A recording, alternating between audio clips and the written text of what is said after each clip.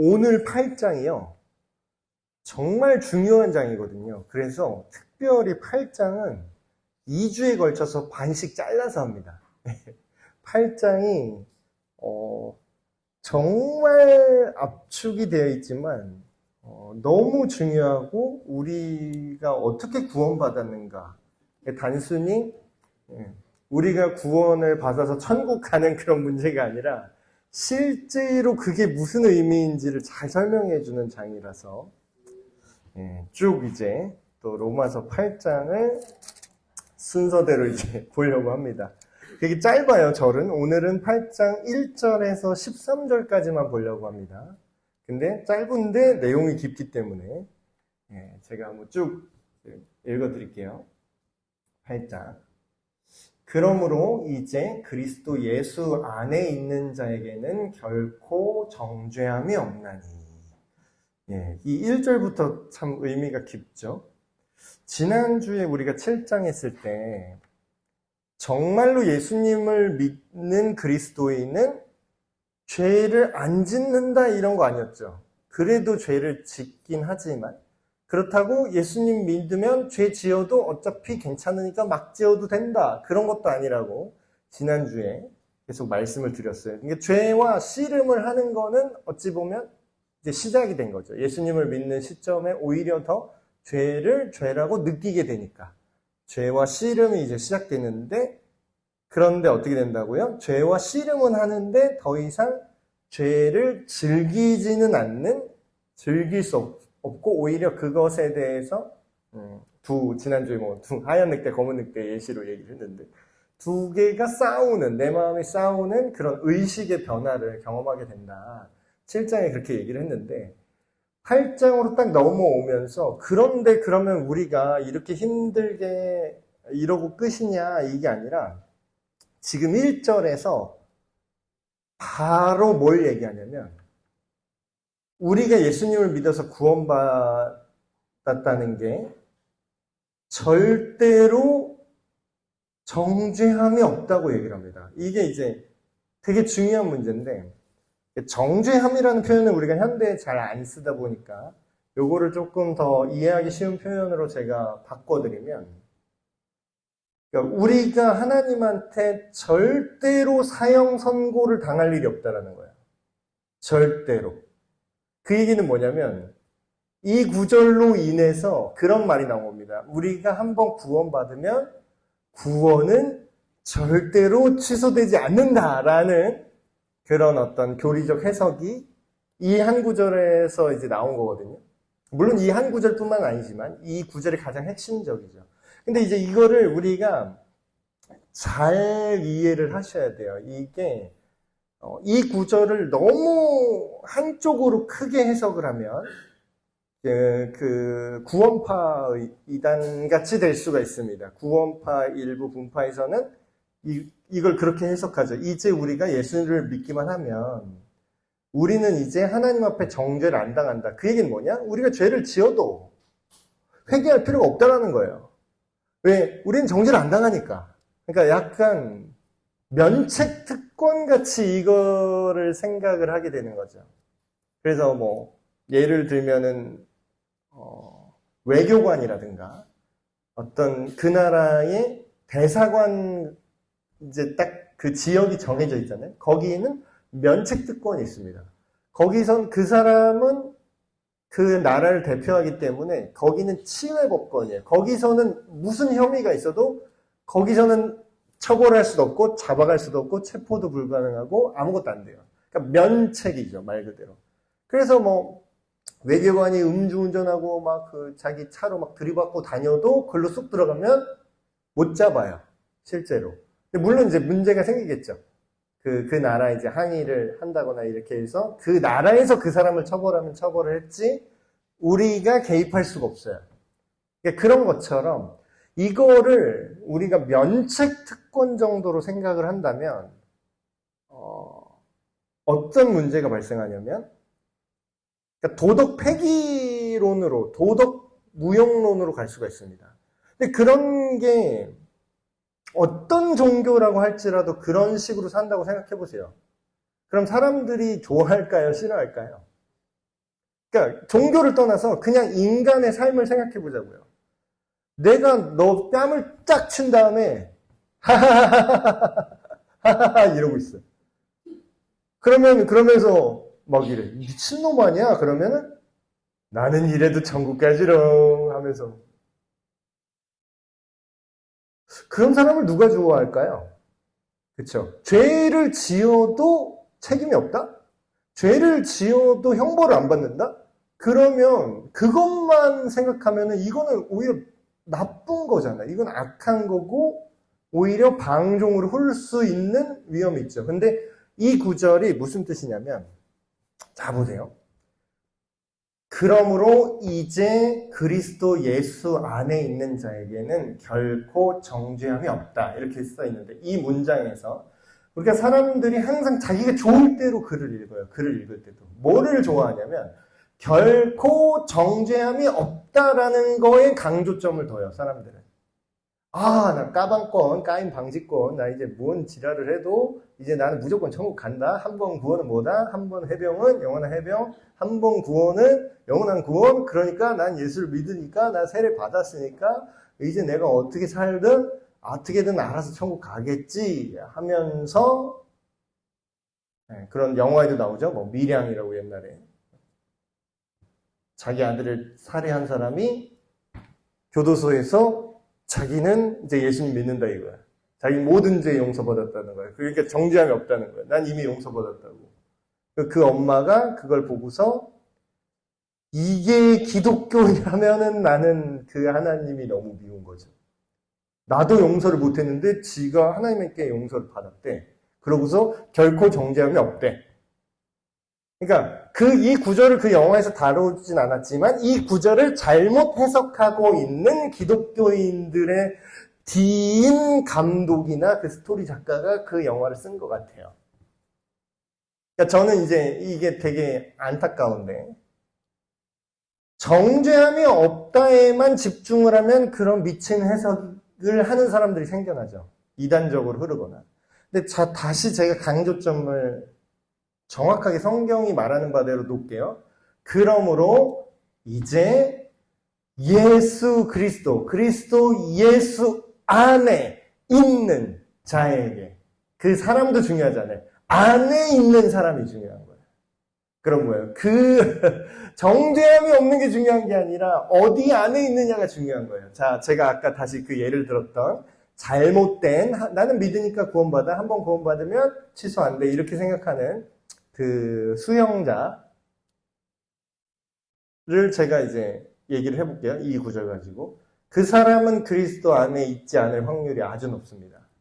또 제가 단언할 수는 없어요. 근데 정황상 그 사람은 예수님 안에 있지 않을 확률이 아주 높아요. 전문가의 소견입니다. 꼭 이럴 때 전문가 말을 들어야 되는데 목사 말을 또 안 듣더라고요. 의학적 소견은 의사 말을 잘 들으면서. 자, 목사의 소견입니다. 그 사람은 예수 그리스도 안에 있지 않을 확률이 높은 거. 첫 번째, 왜 그러느냐?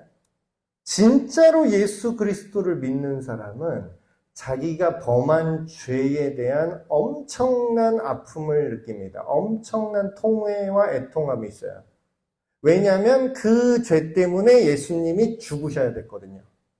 그거를 믿게 된 거잖아요. 예수를 믿는다는 건. 그걸 믿는 사람은 진심으로 믿었다면, 만약에 자기가 죽인 그 사람의 어머니가 왔을 때 내가 이제 나는 정죄함이 없습니다, 이딴 말을 할 수가 없어요. 정상적으로 믿는 사람이라면 그 말이 나오는 게 아니라 그 사람한테 무릎을 꿇고 눈물을 흘리고 회개를 하는 게 먼저입니다. 그게 정상이에요. 우리가 이제 진짜로 이 사람이 아닌지 진짜인지 사기꾼인지 아닌지는 그 맥락이랑 그 사람이 하는 말이나 태도나 뉘앙스로 알 수 있잖아요. 그래서 막 무미건조한 표정으로 오면서 우리 결혼하자. 우리 결혼하자.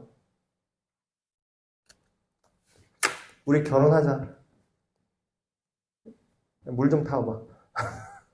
우리 결혼하자.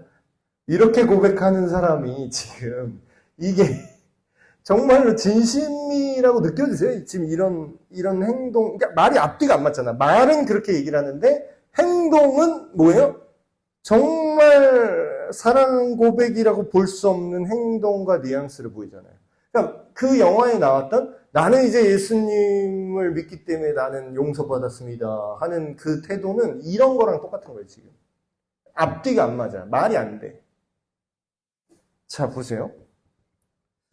여기 제가 이제 교환에 이렇게 써놨는데, 이건 이제 우리가 예수님을 믿으면 정죄함이 더 이상 우리는 죄로 인해서 하나님 앞에 처벌을 받을까봐, 더 쉽게 말하면 내 죄가, 내가 앞으로 죄를 지을 거 아니야. 죄를 지을 때 그때마다 내가 그 한 죄, 내가 죽기 직전에 혹시라도 죄 하나라도 회개 안 한 거 남아있으면 나 지옥 갈까봐 두려워할 필요가 없다는 거예요. 그러니까 그런 의미로 이걸 이해를 하셔야 되는데, 이건 뭐냐면 법률적인 상태예요. 법률적인 상태. 그러니까 법률적인 상태는 중간 과정이 있어요, 없어요? 무죄 아니면 유죄예요. 얘가 무죄이긴 한데 뭐 이렇게 하고 해서 나중에 어떻게 이런 거 없어요. 지금 이 케이스에 있어서는 무죄거나 유죄거나 그냥 명확한 거예요. 근데 실제로 구원받는 우리의 삶이, 제가 그렇게 항상 강조하는 거, 신앙생활이 온 오프, 그러거나 아니거나 예 아니오로 대답해, 이렇게 딱 흑백 논리로 펼쳐지지 않는다고 제가 말씀드렸죠. 그 안에는 수많은 과정과 동기와 여러 가지 맥락과 이런 게 있다고 제가 말씀드리잖아요. 그런데 지금 이렇게 단언하는 건 뭐냐면 실제로 구원받은 자의 삶을 얘기하는 게 아니에요, 지금 이게. 구원받은 삶의 실제적인 과정을 얘기하는 게 아니라 법률적으로 결론적인 것만 얘기하는 거예요.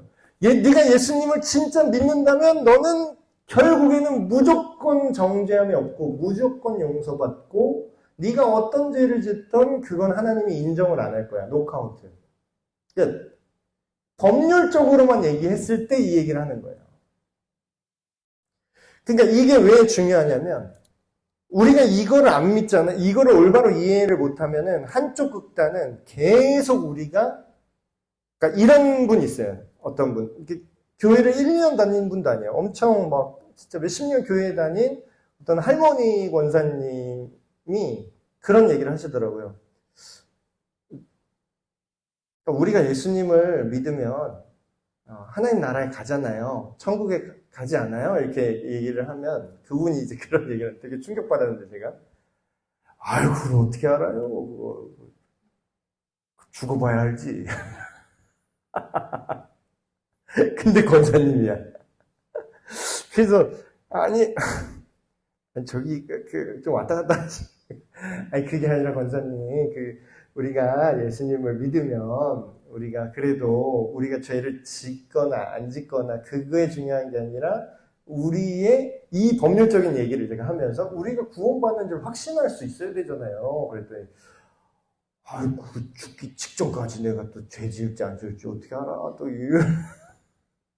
그러니까 이제 이 권사님은 자범죄 개념으로 지금 구원의 여부를 생각하는 거고 우리가 성경에 말하는 구원은 예수 그리스도를 인정하느냐 안 하느냐, 하나님의 구원의 길을 항복하고 하나님께 맡기느냐 안 맡기느냐, 그 죄를 얘기하는 건데 그 구분이 없으시더라고요. 그래서 저는 이런 생각을 합니다. 지금 우리가 읽고 있는 이 로마서도 교회 다니는 사람한테 하는 얘기예요. 지금 로마 교회에 보낸 편지니까. 그럼 뭐예요? 우리가 교회를 오래 다녀도 이 정죄함이 없다라는 이 개념을 이해하지 못하면 뭐예요? 평생 죽기 직전까지 내가 구원받을지 안 받을지, 내가 천국 갈지 지옥 갈지 항상 두려움 속에서 어떻게 보면 과거 율법적인 구원관을 갖고 있을 수 있다는 거죠. 근데 바울은 예수님의 복음은 우리의 어떠함으로 인해서 결정되는 게 아니라 하나님 편에서 우리를 죄가 없는 걸로 선고를 딱 법률적으로 하신다라는 거죠. 그래서 이제 그러면 이제 목사님 이러면은 또 아까 말한 것처럼 그러면 이거를 그렇게 잘못 생각해갖고 그럼 막 다 죄 지어도 되네, 이제부터 죄 지어보자, 이런 미친 사람이 또 있으면 어떡합니까? 근데 이제 제가 여기 써놨지만 생각을 한번 해보세요. 죽기 직전에 내가 하나라도 회개하지 않은 죄가 있을까봐 항상 그럼 죄의식에 시달리겠죠, 이 사람은. 일일이 모든 죄, 내가 생각 안 나는 죄 있으면 어떡해. 내가 죽음을 앞두고 누구 마음속에 막 상처를 주거나 내가 거짓말을 하나라도 하면은 그럼 난 지옥 갈까봐 항상 무서울 거 아니에요, 이 사람은. 그럼 이렇게 죄의식에 빠져서 사는 사람이 예수님의 말씀을 잘 지킬 수 있을까요? 아니면 제가 몇 주 전에 설교한 대로 이렇게 넌 괜찮아. 네가 나를 사랑하면 내 사랑이 너를 바꿀 거야. 너한테 안전장치를 내가 만들어줬어. 이 사람이 더 그 길을 잘 걸어갈 수 있을까요? 제가 지난 하나님의 안전장치라는 설교에서 제가 말했잖아요. 안전장치가 없고 정죄함이 없다라는 하나님의 이 완벽한 법률적 선고가 우리한테 안심을 안 주잖아요. 그러면 우리는 계속 한 번이라도 넘어지면 죽는 거야. 한 번이라도 삐끗하면 난 지옥 가는 거야. 그러면 그 사람이 그 길을 무서워서 못 갑니다. 무서워서 못 걸어가요. 그 길은 무서워서 못 건너가. 근데 오히려 안전장치를 딱 주니까 어때요? 진짜로 예수 그리스도 안에 있는 사람에게는 안전장치가 생기고 우리가 때로 죄를 지을지라도 뭐예요? 우리를 책망하시고 우리를 다시 의의 길로 인도하신다는 하나님의 안전장치가 우리로 하여금 어떻게 해요? 정상적으로 예수님 믿는 사람이면 더 잘 지킬 수 있게 됩니다. 자, 1절만 가지고 이렇게 깊게 얘기했는데 쭉 볼게요. 이는 그리스도 예수 안에 있는 생명의 성령의 법이 죄와 사망의 법에서 너를 해방하였습니다. 자, 이게 무슨 얘기냐면 그리스도 예수 안에 있는 생명을 주는 그 자체가 생명인데 그게 뭐의 법이냐면 성령의 법이래요. 이게 무슨 말이냐면 성령의 능력과 성령님의 권한과 성령님의 권세로 이런 죄와 사망의 법이 해결된다는 건데 죄와 사망의 법은 쉽게 말하면 이런 뜻입니다. 실제적으로 우리가 이 타락한 세상 속에서 겪는 죄의 경험들이에요. 그 직접적이든 간접적이든 내면적이든 외부적이든 그 모든 실제적인 범죄로부터 우리를 해방한다라는데 이 해방이란 뜻이 단순히 죄 지어도 괜찮아. 죄 지어도 넌 처벌 안 받을 거야. 이런 차원만 있는 게 아니라 뭐라고요? 그런 차원이 분명히 있습니다. 있는데 그런 차원이 아니라 그 죄를 실제로 안 짓게 되는 해방이라는 거예요. 여러분 죄에 대해서 해방된다라는 성경의 표현이 많이 나오는데 그거를 이렇게 오해를 하세요. 내가 죄를 지어도 나는 지옥에 안 갈 거야. 이렇게 생각하면 잘못 이해한 거예요. 그 구절을. 근데 죄로부터 해방됐다를 이렇게 이해하면 맞아요. 죄를 우리가 짓지만 지난 시간 7장에 말한 것처럼 선한 마음과 악한 마음, 하나님을 사랑하는 마음과 그럼에도 죄의 유혹에 넘어가는 두 마음이 싸우긴 하지만 실제로 어떻게 해서 우리를 해방시킨다? 우리가 그 죄를 피하게 하시거나 안 짓게 하는 게 그 죄로부터 해방이라는 올바른 뜻입니다. 죄를 안 짓게 되는 게 죄로부터 해방이에요. 그러니까 중독이랑 보시면 똑같아요. 그러니까 알코올 중독에 빠져서 사람이 있었어요? 그 사람이 그 알코올 중독으로 해방되는 게 뭐예요? 알코올을 계속 때려 마셔도 음주운전 해도 안 걸리는 게 해방입니까? 그 사람한테? 그건 해방이 아니죠. 그 죄 자체가 자기를 죽여요. 그 알코올성 치매가 온다니까요. 속, 간 다 망가지고 그 사람 수명 줄어요. 그건 해방이 아니에요. 죄에 먹힌 거지. 진짜 해방은 뭐죠? 알코올을 안 먹게 돼도 내가 그거를 거절하고 내가 물리칠 수 있고 그거를 내가 절제할 수 있게 되는 게 해방입니다. 그러니까 죄로부터 해방됐다는 건 이런 의미로 우리가 이해를 하셔야 돼요. 죄를 지어도 괜찮다라는 건 해방이 아닙니다. 쭉 볼게요. 율법이 육신으로 말미암아 연약하여 할 수 없는 그것을 하나님은 하시나니 곧 죄로 말미암아 자기 아들을 죄 있는 육신의 모양으로 보내어 육신의 죄를 정하사 육신을 따르지 않고 그 영을 따라 행하는 우리에게 율법의 요구가 이루어지게 하려 하십니다. 이게 되게 중요한 구절인데. 자, 구원에 대해서 우리가 아까 오해했다고 그랬죠, 사람들이. 구원받는다는 건 죄 지어도 용서받는다. 이렇게 착각하는 분 되게 많아요. 물론 그렇게 보이기는 해요. 죄를 지어도 용서받는 면이 있으니까. 용서받죠. 맞아요. 그 말이 아주 틀린 말은 아닌데, 그 각도로 보면 안 돼요. 그럼 어떤 각도로 봐야 되냐? 우리가 율법에 대해서 막 배웠죠. 우리가 구약 성경을 기독교가 왜 구약 성경을 같이 볼까요? 그런 거 궁금하지 않으셨어요? 기독교는 예수 그리스도를 믿는 종교인데 예수만 믿으면 되고 예수님의 최종 현실 패치가 최신 업데이트가 신약이잖아요.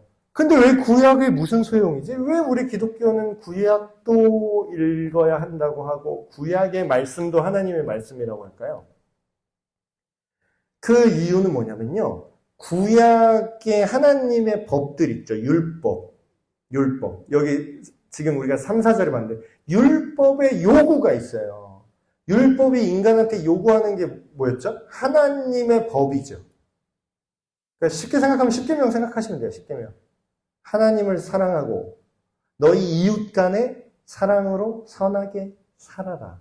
이걸 압축한 게 예수님이 그냥 요약해서 말씀하는 게 목숨을 다하여 뜻을 다하여 마음 중심을 다해서 하나님을 사랑하고 그리고 네 몸을 네가 사랑하는 것처럼 모든 사람들을 사랑해라. 이게 율법을 딱 압축하면 이 두 개로 끝이다. 이렇게 얘기했어요. 이게 율법의 요구인데 결국은 우리가 예수님 믿고 구원받았다는 게 죄로부터 자유를 얻었다는 거죠. 죄로부터 자유를 얻었다는 건 결국 뭐예요? 율법이 지켜지는 겁니다. 그러니까 이 관점으로 잘 생각을 못해요. 우리가 율법은 이렇게 로마서에서 계속 앞에 배울 때 율법은 우리를 정죄하는 거고 율법은 죄가 뭔지 기준을 세우는 거고 우리가 율법을 절대로 지킬 실력이 없기 때문에 예수님 오셨다고 그래 예수님 우리 모든 죄를 용서해 주시고 맞는데 거기까지만 알면 반만 아는 거예요. 완전히 아는 거는 지금 이 얘기죠. 우리가 예수님을 믿으면 율법을 안 지켜도 되나요? 그러면? 그게 아니에요. 율법의 원래 원본 그 정신 있죠. 율법의 정신. 그걸 아까 두 개로 압축했잖아요. 하나님을 사랑하고 서로 사랑하는 것. 그 정신은 지켜져야 되는 겁니다. 그 율법의 정신이 지켜지는 나라가 하나님의 나라예요. 우리가 죽어서 그토록 가고 싶어하는 하나님 나라 천국이 있잖아요. 그 나라에서는요. 거짓말을 하는 사람이 없어요. 그 나라에는요. 살인하는 사람이 없습니다. 그 나라에는 누가 내 뒤통수 때릴 사람이 없어요. 그게 천국이죠. 그렇죠? 그 얘기는 뭐예요? 우리가 예수님 믿고 구원받는다라는 거는 결국 우리가 이 땅에서 살아가는 동안에도 내가 예수님 믿고 지금 구원받았어 이렇게 얘기하죠. 죽은 다음에 구원받을 거야 이렇게 얘기 안 해요. 내가 예수님 믿을 때 지금 구원받았다고 얘기하죠. 그 말이 무슨 뜻이냐? 지금부터 내가 내 육신을 따라 육신에 하나님 없이 살았던 내 육신의 욕망만 추구하면서 살았던 우리가 이제는 그걸 쫓아가는 게 아니라 뭘 쫓아간다고요? 하나님의 영을 쫓아서 우리가 따라서 살게 된다라는 거예요. 근데 그 방법이 뭐예요? 우리를 세뇌시키고 아니요? 우리를 강제하고 세뇌시키는 게 아니라 내가 하고 싶어지게 되는 거예요. 그러니까 저는 구원을 이렇게 또 이야기하면 좀 얘기가 될 것 같습니다. 하나님께 내가 설득당한 거예요. 그러니까 하나님이 어떤 일을 하셨고 어떤 분인지를 내가 눈치를 채서 하나님한테 설득된 거죠. 이게 구원이에요. 그럼 어떻게 돼요? 강제로 해야 되니까 하는 게 아니라 내가 하고 싶은 거예요. 내가 죄의 유혹이 여전히 있지만 죄를 안 짓는 긍정적 동기는 뭐죠? 하나님이 나를 위해서 이렇게까지 살아가셨는데 내 부모가 나를 이렇게까지 사랑하는데 그 마음을 조금이라도 알면은 그 미친 짓을 할 수 없겠죠. 부모가 나를 너무 사랑해서 진짜 못 먹고 그 돈 아껴갖고 줬는데 그 돈으로 도박을 할 수는 없는 거잖아요. 정말로 그 사랑을 내가 느낀다면. 그런 것처럼 결과는 뭐예요? 율법이 요구하는 그 하나님의 그 정신, 그게 실질적으로 우리 삶 속에 예수님 믿을 때 이루어지게 하는 게 우리를 구원하신 목적이라는 거예요. 정죄함이 없다라는 건 이거를 이루어가는 그거를 전제하고 정죄함이 없다라는 겁니다. 계속 볼게요. 육신을 따르는 자는 육신이를. 여기서 말하는 육신은 하나님 없는 나 자아의 이 세상적인 욕망들이죠. 육신을 따르는 자는 육신의 일을, 영을 따르는 자는 영의 일을 생각하나니 육신의 생각은 사망이요 영의 생각은 생명과 평안이니라. 육신의 생각은 하나님과 원수가 되나니 이는 하나님의 법에 굴복하지 아니할 뿐 아니라 뭐라고요? 할 수도 없대요. 자, 이걸 좀 해설을 해드릴게요. 육신의 생각은 아까 말한 것처럼 그냥 이 하나님만 아니면 되는 모든 생각입니다. 하나님이 나의 인생의 창조자요, 결국 내가 하나님께로 돌아가야 된다는 생각, 이 인식이 없이 사는 모든 사람들의 생각이 육신의 생각이에요. 육신의 생각 중에는 좋은 생각처럼 보이는 게 있을 수 있어요. 하나님 없다고 뭐 과학기술 발견 안 된 거 아니잖아요. 많은 업적이 있고 또 많은 선행을 하기도 합니다. 그래봐야 뭐예요? 그건 육신의 생각이라는 거예요. 왜냐하면 여전히 하나님과 원수된 상태라는 거죠. 제가 그런 예를 많이 듭니다. 왜 목사님 왜 오직 예수라고 자꾸 그러세요? 그 예를 들으면 제가 그런 예를 꼭 듭니다. 옛날에 거지꼴로 사는 한 명이 있었어. 거의 이 사람은 노숙자야. 그래서 아무런 인생에 소망이 없고 돈도 없고 병들어서 길바닥에 누워있는 한 사람이 있었어. 근데 지나가는 롯데타워 건물주가 예시입니다. 롯데타워 전체 층을 소유하고 있는 건물주가 그 사람을 발견했지. 그래서 그 사람을 데려다가 씻기고 먹이고 입히고 치료해서 롯데타워 한 층을 그냥 줄 테니까 여기서 아무런 대가 없이 살라고 한 거죠. 롯데타워 한 층을 그냥 가지면 그게 얼마짜리일까요? 엄청난 혜택을 준 거죠. 근데 그 롯데타워 주인이 한 가지 조건만 걸었어. 아무것도 원하지 않아. 한 가지 조건.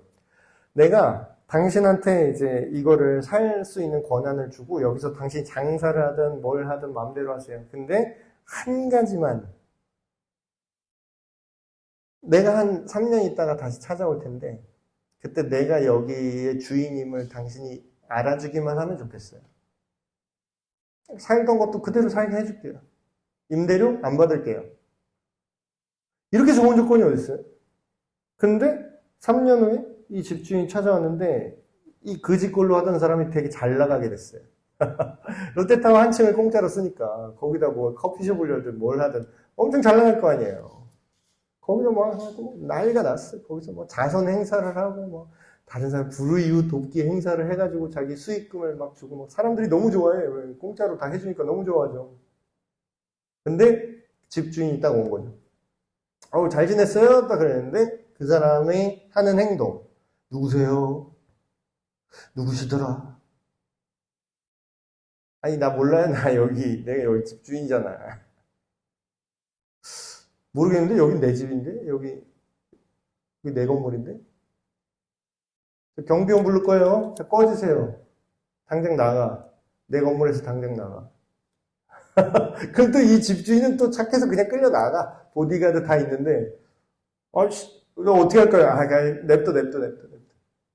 어차피 여기 건물 다 내 거니까 내가 전기 끊으면 얘 나중에 끝나. 냅둬 하고 그냥 끌려 나갔어요. 순순히 그냥 갔어요.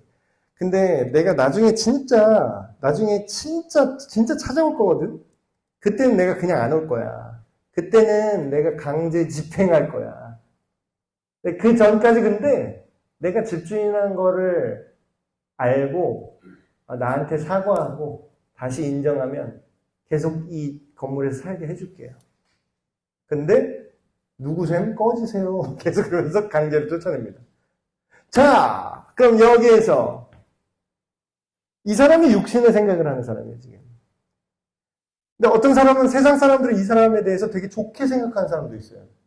누구죠? 자기가 혜택을 받았거든. 이 사람 너무 착한 사람인데 왜요? 여기 롯데타워 여기 자기 사업하는데 여기서 커피숍하고 여기서 막 고깃집하고 하는데 막 종종 사람들 무료로 막 먹게 해주고 얼마나 좋은 사람인데 그 네 생각에 좋은 사람이지.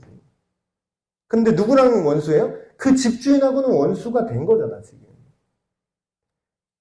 여기서 롯데타워 주인은 하나님을 상징하고 그 죽다 살아나는 인간은 모든 우리 인간을 말합니다. 우리 인간한테 숨을 쉴 수 있게 하셨고 먹고 살게 그런 걸 허락해 주셨어요. 내가 했대 근데요? 내가 돈 벌었는데요? 그때 옛날에 옛날 그 가수가 말했잖아요. 내가 너를 모르는데 나들 너를 알겠는다. 그래서 뭐라죠? 알몸으로 태어나서 옷 한 벌은 건졌지 않습니까? 아니, 우리 다 알몸으로 태어났지, 우리가 금수저 물고 태어났나, 진짜? 내 옷 입고 태어났어요? 네. 그 다 누가 해준 거예요? 우리 엄마 아빠가 진짜 하나님이 해준 거 아니라고. 니네 엄마 아빠는. 할아버지 할머니가 해주죠. 니네 할아버지 할머니는 계속 하면서, 아니요, 아니거든. 원숭이가 해줬거든. 그게 진화론입니다. 맞잖아요. 이게 제가 지금 농담 같아요. 사람들이 진화론을 믿잖아요.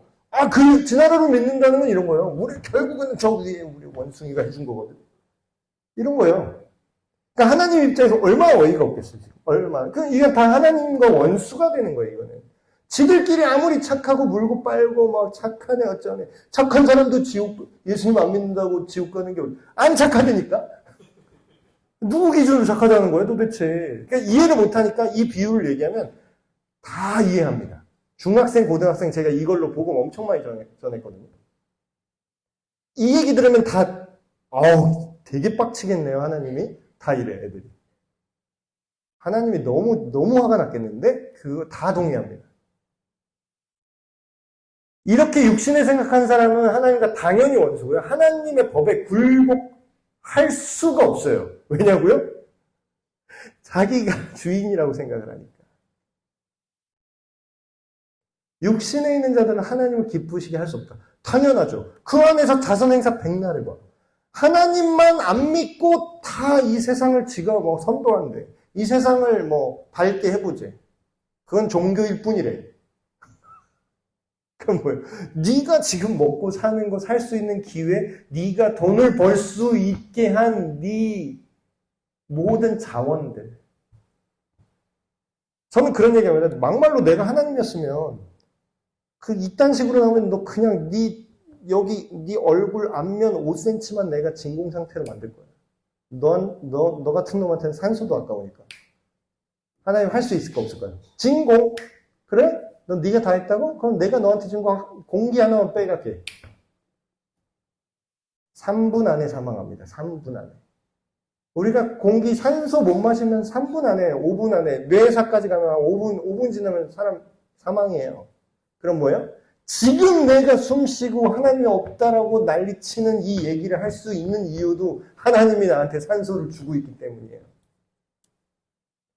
그러니까 이런 육신적인 생각을 갖고 있는 사람은 절대로 하나님을 기쁘시게 할 수가 없죠. 이게 구조적으로 불가능합니다. 그러니까 오직 예수를 얘기하는 거예요.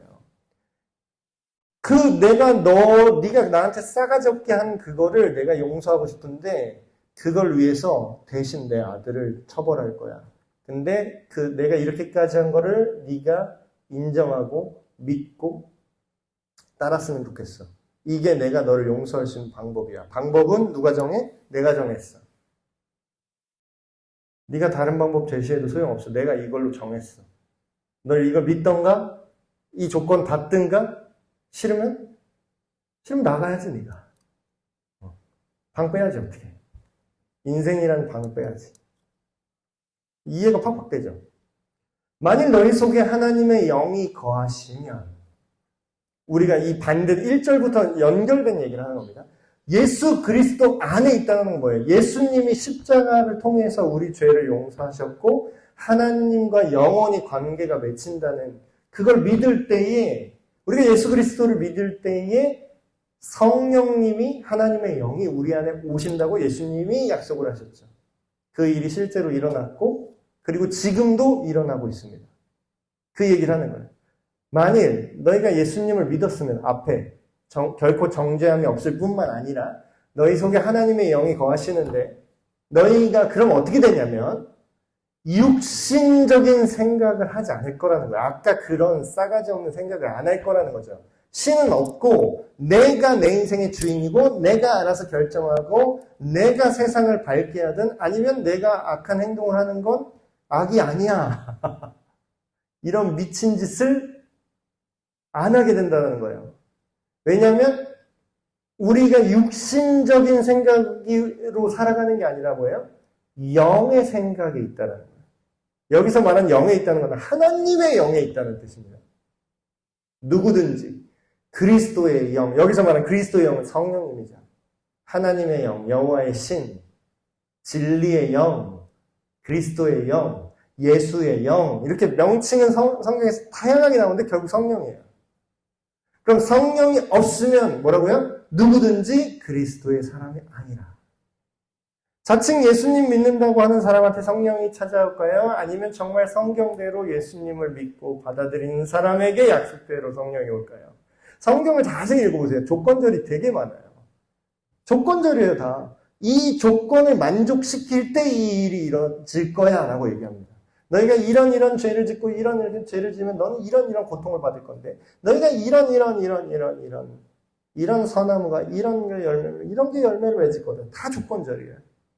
심지어는 구원도, 물론 이제 우리가 어떤 대가를 지불할 필요가 없다는 차원에서 조건 없는 구원이에요. 무조건적인 사랑이죠. 근데 그 사랑이 뭔지를 아는 게 유일한 조건이에요.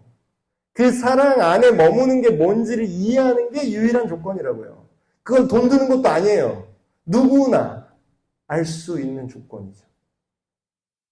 근데 자칭 예수를 믿는다고 하는 사람 중에는 당연하게도 성령님이 그 안에 있지 않습니다.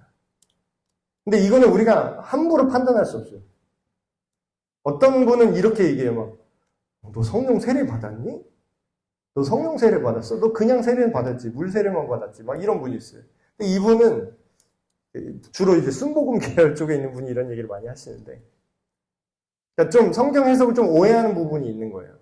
성령 세례를 이분은 어떻게 생각하냐면, 처음에 예수님을 그냥 지식적으로 믿는 게 따로 있고, 그 나중에 뭔가 초자연적인 어떤 불받는 체험이라든가, 방언이 터진다거나, 뭔가 그런 체험을 성령님이 막 진짜 오셔갖고 막 내가 뜨거운 뭔가 체험, 감정적이든 어떤 경험적인 그런 체험이 있어야 그게 두 번째의 성령 세례다라고 착각을 하는 거죠. 근데 이제 성경을 자세히 보시면 성령 세례라는 말과 성령 충만이라는 말을 그냥 막 혼용해서 씁니다. 그럼 뭐예요? 성령 세례는 그렇게 거창한 게 아니에요. 그냥 저와 여러분이 이 온전한 복음 있죠? 지금까지 얘기한 예수님이 어떤 분인지, 그 예수님의 십자가 사건이 무슨 의미인지, 그게 나랑 무슨 상관인지, 그걸 내가 마음으로 믿고 그걸 인정하고 진심으로 하나님께 항복했다면, 그러면 성령님이 누구든지 믿는 자에게 하나님의 영이 들어오신다는 거예요. 이게 성령 세례고, 성령 충만은 시작은 비슷한데 개념이 여기서 조금 더 확장돼요. 성령 충만은 뭐냐면, 우리가 성령이 오셨잖아요. 처음 예수님 믿을 때. 그 다음에 어떤 느낌이냐면 이제부터 시작이잖아요. 구원이 끝난 게 아니잖아요. 그럼 지금 당장 살아야 될 거 아니야. 뭐 우리가 성령 오시면 뭐 다 인생 끝나? 출근 안 해도 돼요? 돈 안 벌 거예요? 안 벌어도 돼? 그냥 계룡산에서 계속 기도만 할 거예요? 그게 성령 세례 받은 사람이 하는 짓은 아닙니다. 예수님 믿는 사람은 똑바로 정상적으로 이 사회에서 생활을 하세요. 그럼 뭐예요? 성령 충만은 뭐냐면 성령님이 우리를 지도하고 성령님이 우리를 하나님의 어떠함을 잘 알려주시잖아요. 가이드하는 거죠. 이렇게. 그러니까 가정교사, 뭐라 그럴까? 카운셀러? 그러니까 우리 옆에서 계속 우리를 인도하신대요. 그럼 뭐야? 하나님이 어떤 생각을 갖고 하나님이 뭐를 옳게 보시고 뭐를 나쁘게 보시는지 이거를 실시간으로 지도를 하시는데 내 안에서 성령님과 나의 싱크로율이 올라갈수록 이걸 성령 충만이라고 합니다. 처음 믿을 때부터 충만하진 않아요. 성령이 오신 거지. 그래서 그런 이제 차이와 공통점이 있는데 그래서 그런 확장되는 얘기를 하고 있는 거죠.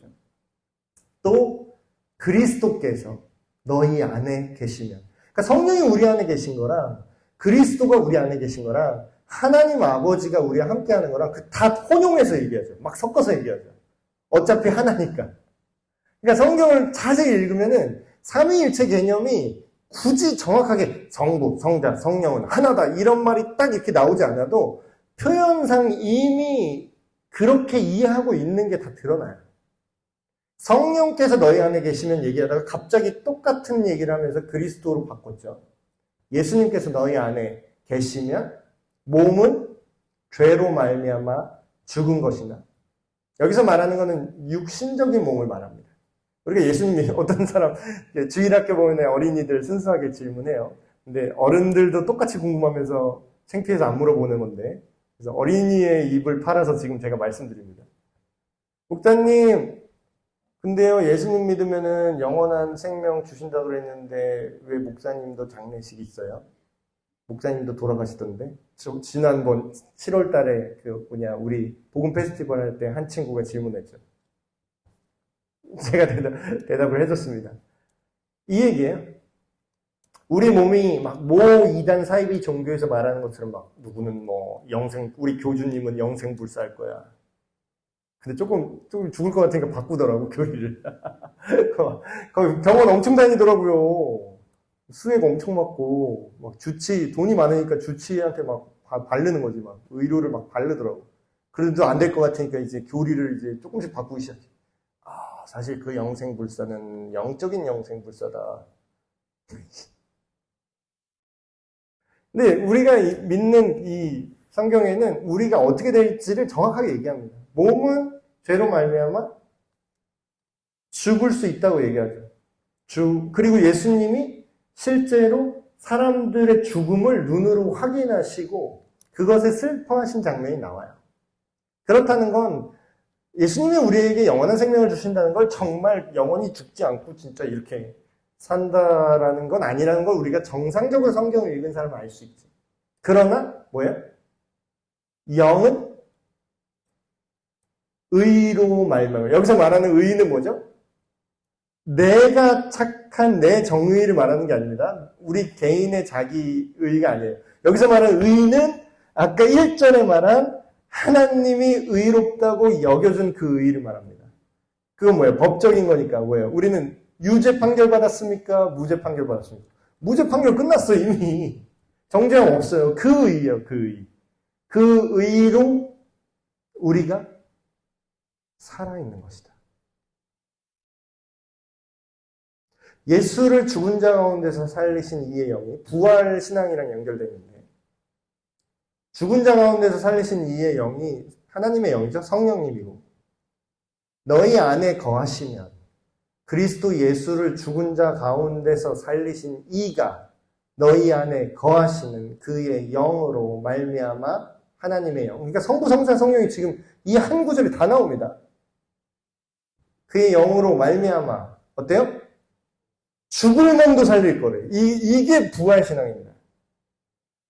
다 얘기하죠. 그러니까 우리가 믿는 게 지금 정상적인 메커니즘이 아까 초등학생이 질문해도 다 대답할 수 있어요.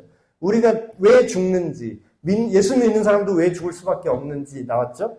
근데 우리가 나중에 어떻게 된다고요? 예수님이 부활한 것처럼 성령께서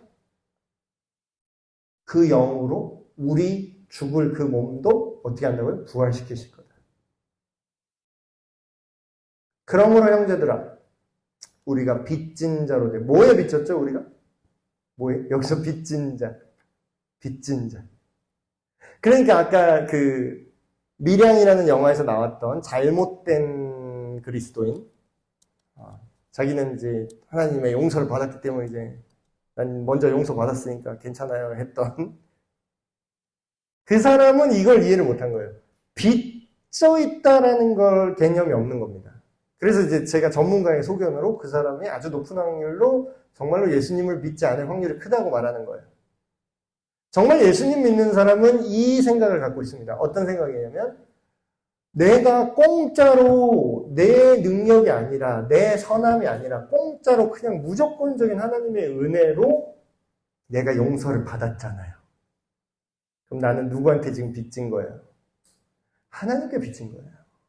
예수 그리스도의 그 사랑에 빚진 거예요. 이게 물질적으로 생각하면 이거는 말도 갚을 수도 없어요. 네. 공기 하나님 죄송해요. 제가 여태까지 숨쉬었던 공기 제가 돈을 드릴게요. 그럼 얼마를 줘야 될까? 여태까지 마셨던 물 여태까지 제가 상처 났었거든요. 근데 이게 자동 재생되게 만들어 주셔가지고 지금 이게 어쨌든 잘 쓰고 있는데 이제 얼마를 드리면 될까? 그럼 얼마면 될까? 이게 돈으로 못 사요, 이거. 근데 우리가 빚졌다라는 건 무슨 빚을 생각해야 되냐면 사랑에 빚진 거죠. 사랑. 그러니까 부모님이랑 되게 비슷해요. 우리가 하나님의 사랑과 그나마 가장 가깝게 하나님을 설계한 게 부모의 사랑입니다. 그래서 십계명에 당당하게 딱 들어갔어요. 네 부모를 공경하라. 하나님의 심정이고요. 부모가 되면은 내 마음을 좀 알 거야. 이게 있으셨던 것 같아요. 그래서 부모를 공경하라고 아예 동병상련이라고 아예 딱 박아놓으셨어요. 부모를 공경해봐야 니들이 내 마음을 알겠구나. 그럼 우리가 하나님의 갚을 수 없는 사랑의 빚을 졌는데 그러면 우리가 어떻게 살 것인가? 아까 육체의 욕심들 있죠. 여전히 남아있는 죄의 습관들 7장에서 막 싸웠던 거기에 져야 돼요. 이겨야 돼요. 그러면 그러니까 의지적인 부분입니다. 이거는 내가 어떻게 할까요? 하나님은 사랑이잖아요. 사랑은 우리한테 뭘 요구하는지 아세요? 직접 네 의지로 나를 사랑하지 않을래? 너의 선택이 있는데 네가 나를 미워할 수도 있고 나를 배신할 수도 있고 나를 떠날 수도 있는 자유가 있는데 그럼에도 불구하고 나를 사랑하지 않을래? 라는 게 하나님의 사랑입니다. 그게 진짜 사랑의 특징이에요. 진짜 사랑은 강요하지 않습니다. 강제하지도 않고요. 그래서 그런 거예요. 교회도 그런 면에서 정통교회는 물론 예배 드리러 와. 우리 교회 나와. 빠지지 마. 막 이런 거 얘기하고 싶지. 아니 얘기하고 싶은 게 아니라 얘기를 많이들 하시죠. 근데 저는 한편으로 그런 생각을 합니다. 이들이 교회를 나오지 않을 자유가 있구나. 예배를 드리기 싫으면 안 드릴 수 있는 선택권이 있는 거구나, 이들에게. 그거는 하나님도 손을 못 대는 거예요. 근데 네가 그 사랑의 빚을 진 건 알고 있다면 네가 어떻게 행동할 거니? 라고 하나님이 우리의 그 자유로운 선택에 호소하시는 거죠. 어떤 면으로. 그런 거예요. 우리는 어떻게 해야 돼요? 정말로 우리가 예수님 믿으면 어떻게 될까요? 그냥 죄 시원하게 죄 지을까? 이렇게 살까요? 아니요. 반드시 성령님의 의도에 순종하고자 노력할 겁니다. 우리가 노력해서 구원받는 건 아니에요. 근데 구원받은 사람은 그 사랑을 경험하고 느끼고 알았기 때문에 성령의 가르침대로 우리 몸의 행실을 죽일 거예요. 누가 죽인다고요? 물론 궁극적으로 하나님이 죽이게 하시죠. 근데 나는 손 놓고 있으면 하나님이 알아서 죽여준다? 아니요. 그럼 죄와 누가 싸우는 거예요? 내가 싸우는 거예요. 죄를 죽이라는 거예요. 그래서 죄 죽이기라는 책도 있습니다. 그 오래된 고전 중에 존 오웬의 죄 죽이기라는 책이 있어요. 엄청 두꺼워 이거는. 제가 여기 교환에도 써놨지만 죄를 죽인다는 거는 다른 말로 하면 죄를 근절하는 겁니다. 끊어내는 거예요. 그리고 그러려면 어떻게 해야 되냐면 첫 번째, 내 원래 하나님 없이 생각하고 살아가려고 했던 원래 습관과 싸워야 돼요. 근데 그걸 어떻게 싸운다고요? 해도 그만 안 해도 그만. 주님 난 연약합니다. 오늘도 넘어졌어요. 우리 딸이 그러더라고. 뭐 잘못하면 어디서 배웠는지 에헤 막 이러더라고. 나는 막 열받는데 막 에헤 막 이래.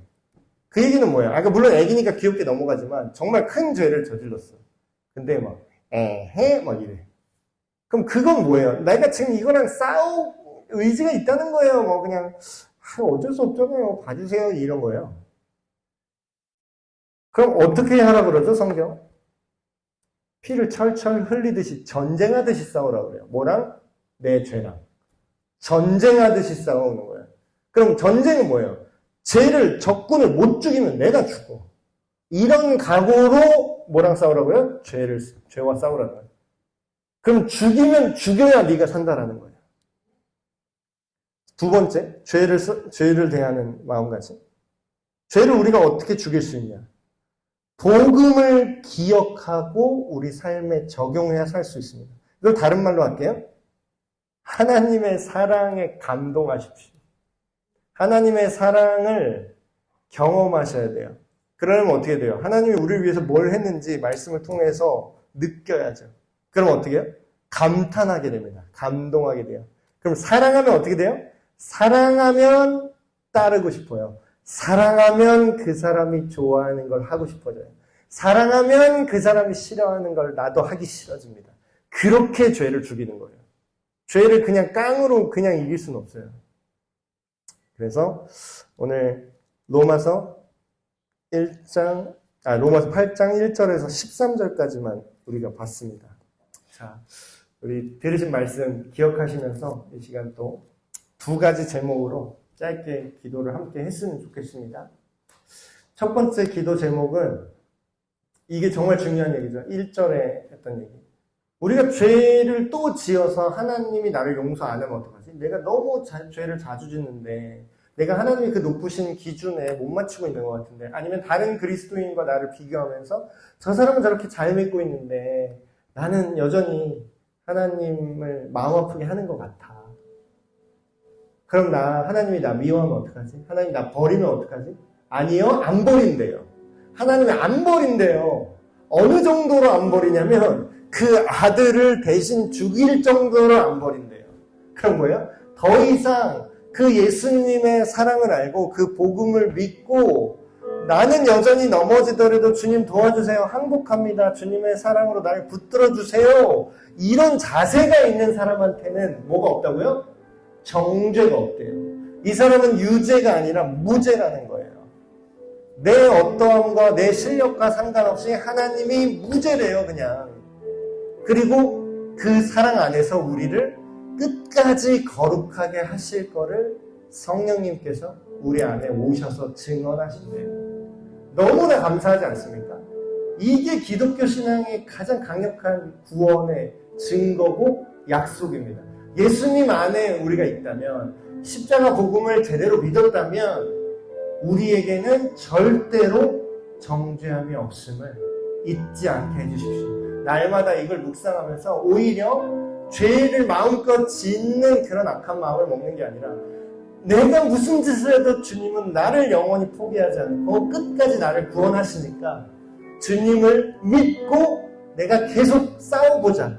죄를 이겨보자. 그 거룩한 길을 걸어가보자. 그렇게 되시는 우리가 되길 기도합니다. 두 번째, 전쟁과 같이 싸우세요. 죄와 싸우는데 전쟁하듯이 싸워야 됩니다. 이걸 내가 허용하잖아요? 그럼 걔가 나를 죽일 거예요. 지금 당장 안 죽는 것 같죠? 어떻게든 나를 녹여서 죽일 겁니다. 죄와 싸우고 하나님의 사랑을 묵상하면서 성령님의 인도하심을 받을 때 우리는 죄를 실질적으로 물리칠 수 있습니다. 이 땅을 살아가는 가운데 하나님의 나라, 하나님의 통치로 선하고 아름답게 지금부터 구원받고 살아갈 수 있어요. 지금부터 죄로부터 자유를 누릴 수가 있습니다. 이것을 우리에게 알려주신 주님, 오늘 말씀을 통해서 확증해 주신 주님, 이걸 붙들고, 이 말씀 붙들고 이런 일이 우리에게 앞으로 영원히 주님께 가는 그날까지 이루어지게 하여 주시옵소서. 다 같이 한 마음으로 기도하시겠습니다. 하나님 아버지, 예수님 안에 있는 우리에게 결코 끊어짐이 없을 것이다. 결코 형벌에 그런 정죄함이 없을 것이다 약속하신 주님의 말씀을 다시 한번 기억합니다. 우리가 죄에 넘어질까 두려워하고 전전긍긍하느라 오히려 더 큰 절망과 더 큰 죄의 수렁에 빠지지 않게 하시고, 우리가 때때로 넘어질지라도 절대로 그것에 만족하지 않게 하시고 그것을 더럽게 여기게 하시고 다시금 털고 씻고 다시 거룩한 길로 걸어가기에 초청하시는 주님의 손을 붙들고 나아가게 하여 주시옵소서. 하나님 아버지, 우리가 죄와 싸울 때에 어쩔 수 없다라고 그것을 허용하는 것이 아니라, 우리는 연약하다고 그것을 은근히 즐기는 것이 아니라 피 흘리기까지 전쟁하듯이 싸우는 우리가 되길 원합니다. 날마다 결단하면서 이 세상의 거짓된 가치들, 선한 것을 악하다고 하고 악한 것을 선하다고 하는 이 세대를 벗어나서 그것과 싸우고 거룩하신 하나님과 같이 성령님의 인도하심을 따라서 주님의 사랑에 감동하여서 주님의 길을 굳건히 걸어나가는 우리 모두가 되게 하여 주시옵소서. 주님이 말씀으로 우리를 깨닫게 하시고 이 말씀이 우리의 삶 속에, 우리의 삶의 모든 현장 속에, 우리의 말에, 우리의 행동에, 우리의 모든 인생에 이루어지게 하여 주시옵소서. 하나님 아버지, 오늘 너무나 귀한 로마서 8장 말씀을 우리에게 이미 주심에 감사를 드립니다. 우리가 이 귀한 약속을 알지 못한 채로 우리 느낌대로 아니면 다른 사람의 생각에 휘둘리면서 우리가 어떻게 살아가야 될지 믿음의 길조차 갈팡질팡했던 우리의 모습을 주님 바로잡아 주시옵소서. 이제는 이 말씀을 붙들고 예수 그리스도 안에 굳건히 서게 하셔서 더 이상 정죄함이 없고 영원한 하나님의 나라에 들어가는 그날에 이르기까지 날마다 주님과 동행하며 주님 안에서 그 기쁨을 얻고 그 사랑에 잠겨서 우리의 모든 죄와 싸우며 죄로부터 자유를 누리는, 해방을 누리는 우리 모든 에베네셀 교회 교인 되게 하여 주시옵소서. 모든 말씀 우리 주 예수 그리스도의 이름으로 기도하옵나이다. 아멘. 네, 마쳤습니다.